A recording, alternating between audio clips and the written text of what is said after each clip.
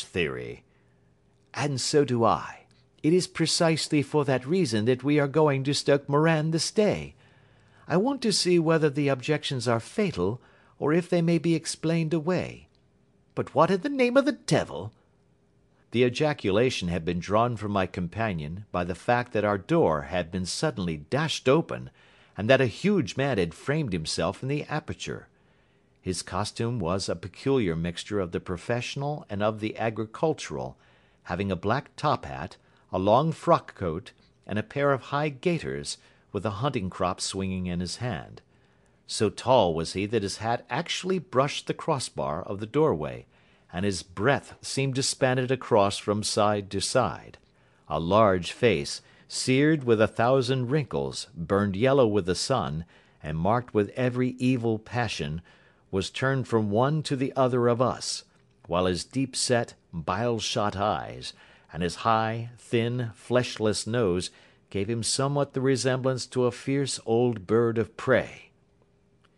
"Which of you is Holmes?" asked this apparition.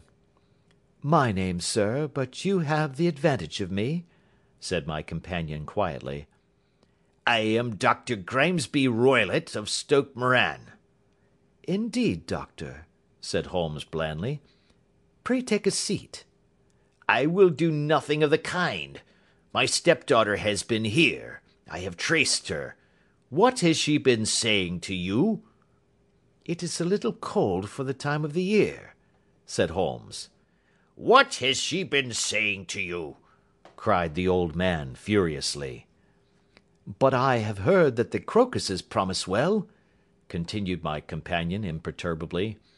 "Ha! You put me off, do you?" said our new visitor, taking a step forward and shaking his hunting crop. "I know you, you scoundrel. I have heard of you before. You are Holmes the meddler." My friend smiled. "Holmes the busybody." His smile broadened. "Holmes the Scotland Yard Jack-in-Office." Holmes chuckled heartily.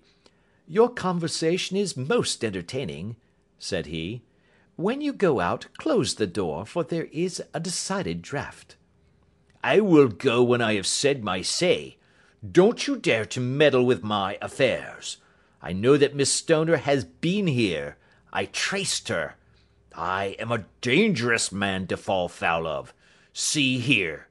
He stepped swiftly forward, seized the poker, and bent it into a curve with his huge brown hands. "See that you keep yourself out of my grip," he snarled, and hurling the twisted poker into the fireplace, he strode out of the room. "He seems a very amiable person," said Holmes, laughing. "Ha, ha! I am not quite so bulky, but if he had remained I might have shown him that my grip was not much more feeble than his own." As he spoke he picked up the steel poker and, with a sudden effort, straightened it out again. "Fancy his having the insolence to confound me with the official detective force! This incident gives zest to our investigation, however, and I only trust that our little friend will not suffer from her imprudence in allowing this brute to trace her.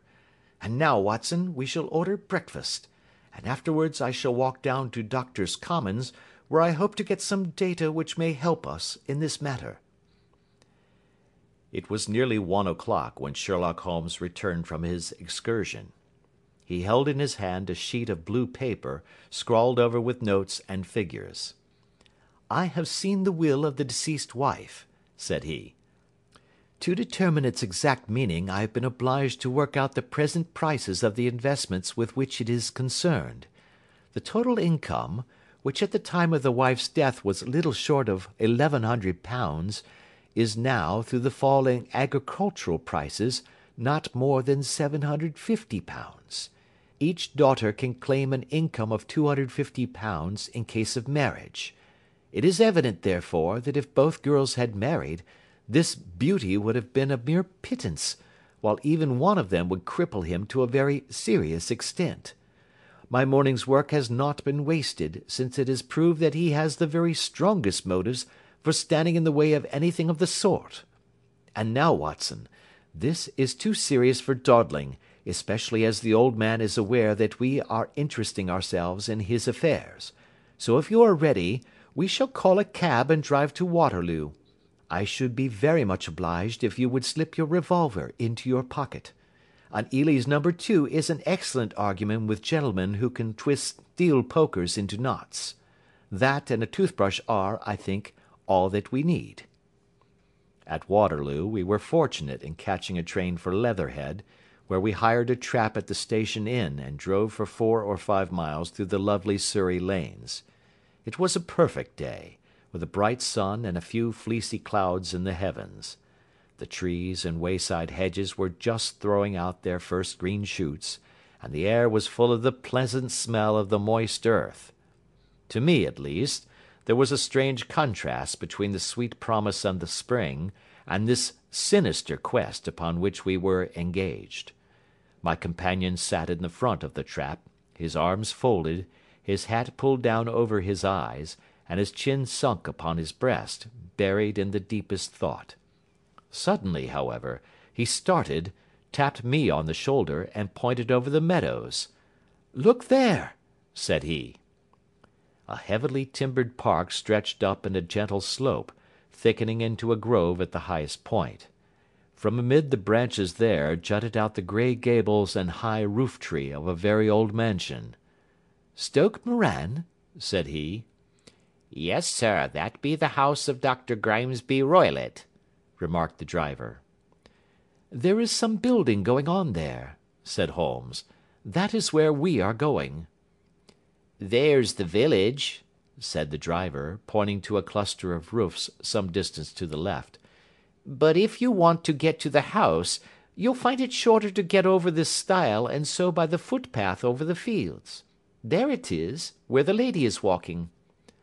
"And the lady, I fancy, is Miss Stoner," observed Holmes, shading his eyes. "Yes, I think we had better do as you suggest." We got off, paid our fare, and the trap rattled back on its way to Leatherhead. "I thought it as well," said Holmes as we climbed the stile, "that this fellow should think we had come here as architects, or on some definite business. It may stop his gossip. Good afternoon, Miss Stoner. You see that we have been as good as our word." Our client of the morning had hurried forward to meet us with a face which spoke her joy. "I have been waiting so eagerly for you," she cried, shaking hands with us warmly. "All has turned out splendidly. Dr. Roylott has gone to town, and it is unlikely that he will be back before evening." "We have had the pleasure of making the doctor's acquaintance," said Holmes, and in a few words he sketched out what had occurred. Miss Stoner turned white to the lips as she listened. "Good heavens!" she cried. "He has followed me, then?" "So it appears." "He is so cunning that I never know when I am safe from him. What will he say when he returns?" "He must guard himself, for he may find that there is someone more cunning than himself upon his track. You must lock yourself up from him tonight.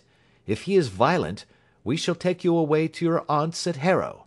Now, we must make the best use of our time, so kindly take us at once to the rooms which we are to examine." The building was of grey, lichen-blotched stone, with a high central portion and 2 curving wings like the claws of a crab, thrown out on each side. In one of these wings the windows were broken and blocked with wooden boards,